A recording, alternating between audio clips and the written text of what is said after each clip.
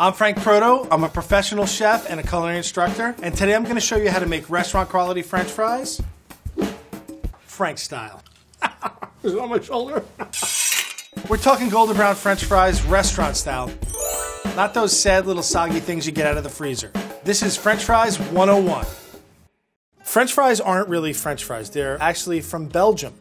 But in certain parts of Belgium, they speak French.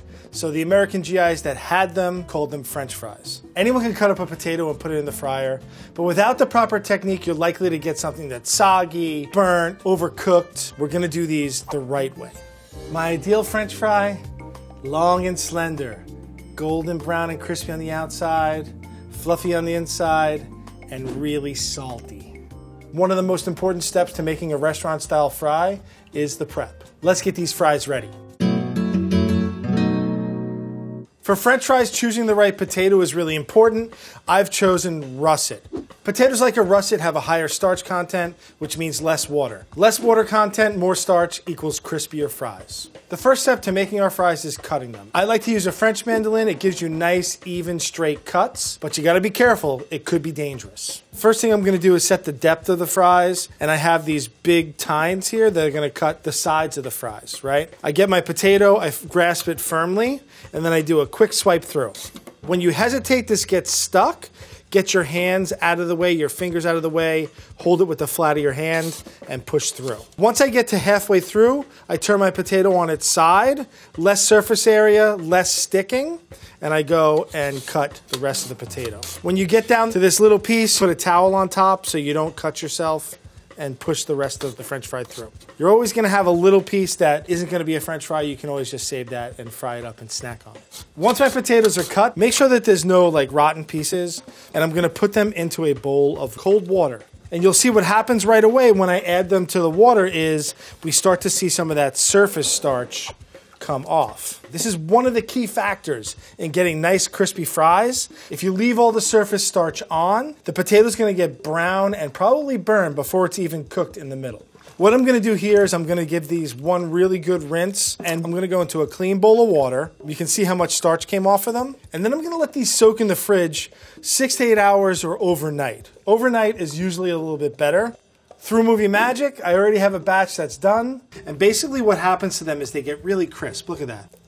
Right? And that's what I'm looking for. I want them to snap. I like the potatoes to be cold because when you cook them, you're gonna get a really good cook through and through without the browning on the outside. The next thing we have to do is actually dry them. We don't wanna put wet potatoes into hot oil because that is dangerous. Oil and water don't mix. The hot oil starts to kind of explode and erupt, and it could cause a fire and you could get burned. So you wanna be very careful. I get my towels on top, and I'm just gonna dab them off like this so that I get any excess moisture off the top. All right? Potatoes are nice and dry. Time to fry. I'm a poet and I didn't even know it. When you fry, you should use an oil that has a high smoke point. We're not really ever gonna go over 375, 400 degrees, but we don't want the oil to break down in the process. We wanna keep those nice flavors. You can use vegetable oil, canola oil, peanut oil, which is used less and less nowadays because people have peanut allergies, but what I like to use is duck fat. Duck fat has a pretty good smoke point, but it also gives us a ton of flavor. So 2 pieces of equipment that are really great to have. This is a spider. A spider is called that because it looks like a spider web, right? We also have a candy thermometer or a frying thermometer. They clip onto the side of your pot, and it's a really great tool to have in your home kitchen. So we're gonna put our fries in the oil. It's at about 300 degrees Fahrenheit. This isn't enough to cook them all the way to a finished fry, but what it is gonna do is blanch them. And basically blanching is cooking them through, getting the potatoes totally cooked without any color, right? So then we eventually put it into the hot oil, the 375 degree oil. They can get super crispy and stay nice and light and fluffy in the middle. So right when you put these in, it's good to start to see some bubbling. Bubbling means that the water is coming out and the oil is not getting into our fries. If you put it into the oil and you don't see bubbles, that means that our fries are gonna be nice and greasy, and we don't want that. I'm just stirring them a little so they don't stick together. So what I'm looking at right now is that the water is still bubbling off. If I lift them out of the oil, I'm not really getting any color. They're still nice and bright white.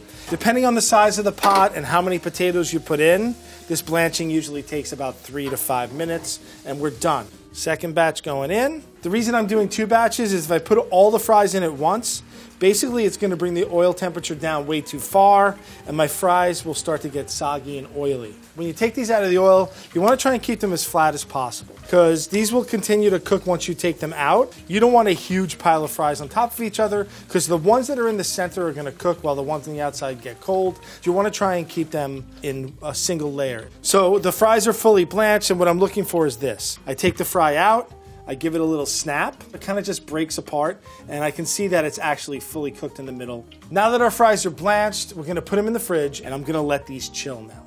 The fries have been in the fridge for about 3 or 4 hours. They're completely cool. This ensures that the outside is crispy and the inside is super fluffy. The oil is somewhere between 375 and 380. We're gonna do these in 2 batches just like we did the blanching. Just so that I don't splash, I'm gonna put my fries into the spider and drop them in.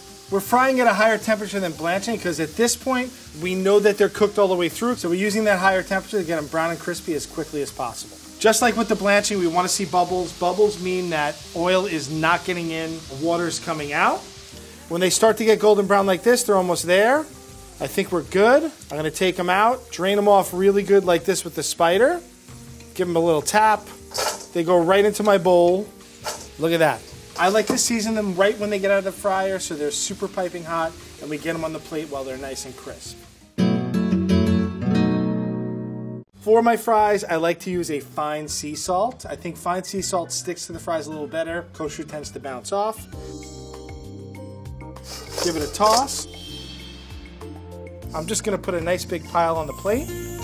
For my sauce, I like to do a little ketchup, a little mayonnaise, a little sriracha, kind of like a spicy ketchup mayonnaise. It's not exactly a secret sauce, but it's my sauce. Here I have my restaurant quality fries, and now it's time for the best part, the eating. Let me get a nice one. Dip it. They're crispy, they're salty, they're fluffy on the inside. Absolutely delicious. You shouldn't have to go to a restaurant for this simple American favorite. I hope this makes all of your French fry dreams come true. I'm Frank Proto, and I approve these fries.